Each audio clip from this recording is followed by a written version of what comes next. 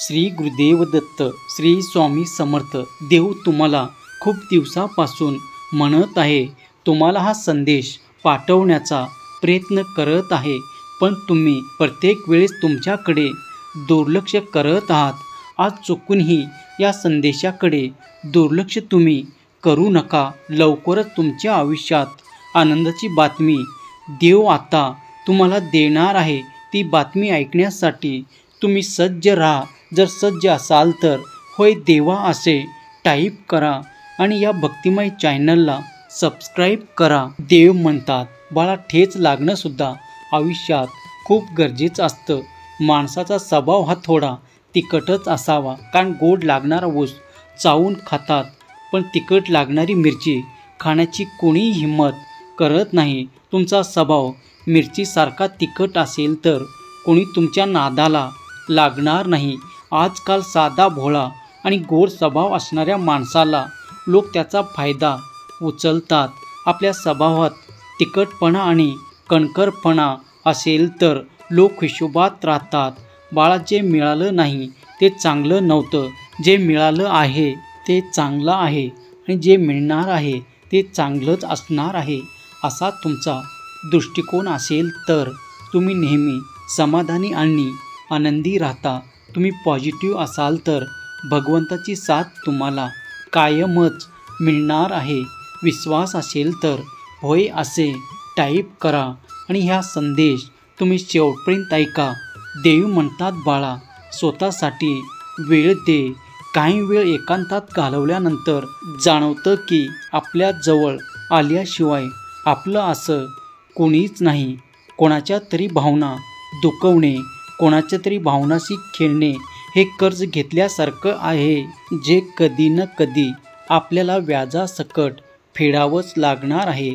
तुमच्या जवळची माणसं तेच असतात जे तुमच्या आवाजावरून तुमच्या सुखाचा आणि दुःखाचा अंदाज लावतात. अशा अनमोल व्यक्तींना तुम्ही आयुष्यातून कधीच जाऊ देऊ नका. काही वेळ पुढाकार कोणी घ्यायचं, या एका गोष्टीमुळेच बरेचसे प्रश्न अनउत्तरित राहून जातात. मनातून एकदा एखादी व्यक्ती उतरली तर त्यांना मनातून काय डोक्यातूनही आणि आयुष्यातूनही आपण काढून द्यायला पाहिजे. कधीही स्वतःला घडवण्यात वेळ घालवा, म्हणजे तुम्हाला इतरांना दोष देण्यासाठी आणि इतरांचे दोष काढण्यासाठी वेळच मिळणार नाही. नात्यांना सुंदर चेहऱ्याची आणि सुंदर आवाजाची गरज नसते. त्यांना गरज असते ते फक्त सुंदर मनाची आणि विश्वासाची. सुसंवाद हा फक्त एक शब्द आहे, पण जर तो कोणाशी केला तर मनातील अनेक वाईट विचाराचा मळ निघून दूर होऊ शकतो. टीका करणारी व्यक्ती समोरच्याला तर बदनाम करू शकते, पण स्वतःला सज्जन कधीच बनवू शकत नाही, आणि अशी व्यक्ती आपल्या आयुष्यात असता कामा नये. जर असेल तर त्याच्यापासून सावध राहणे आणि दूर राहणेच योग्य. सवडीने आणि आवडीने बोलणाऱ्यामध्ये फार फरक असतो.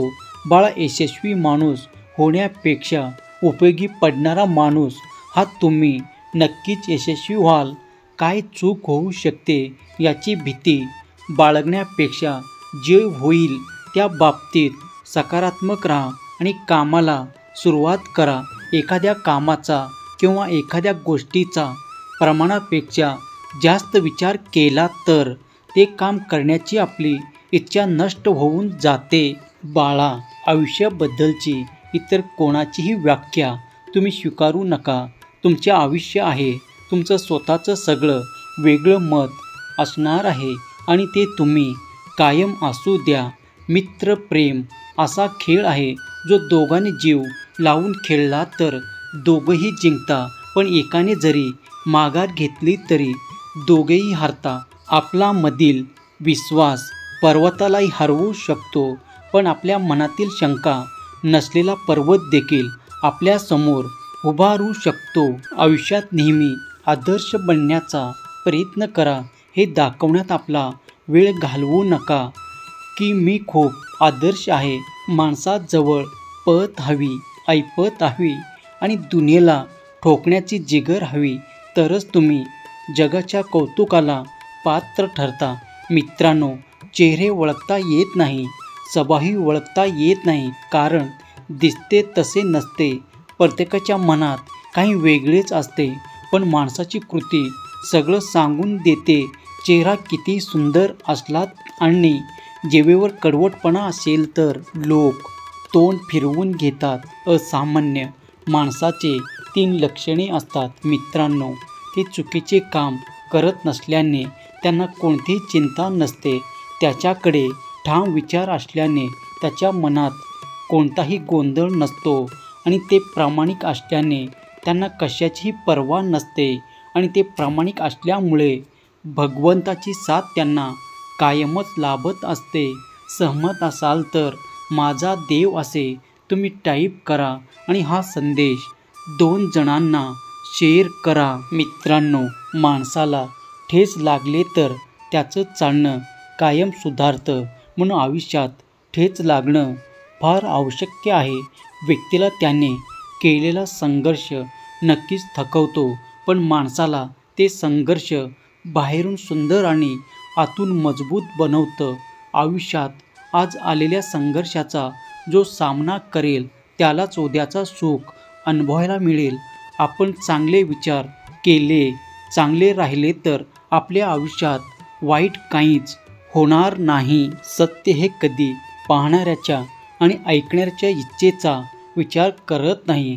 ते जसं आहे तसंच समोर येतं. अगदी उगवत्या सूर्यासारखं आयुष्यात सगळं काही मिळतं, पण आपण जे शोधत असतो तेच मित्र मिळत नाही.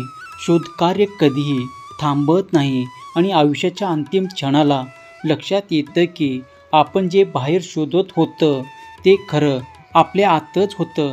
ते म्हणजे समाधान.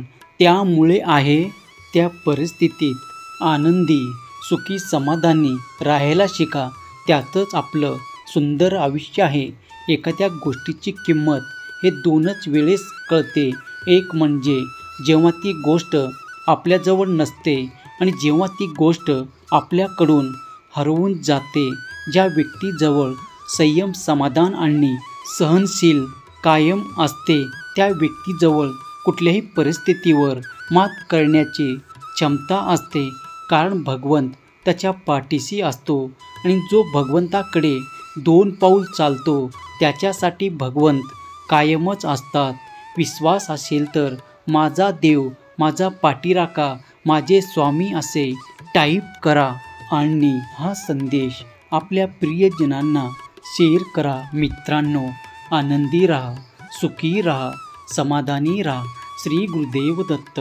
श्री स्वामी समर्थ. धन्यवाद.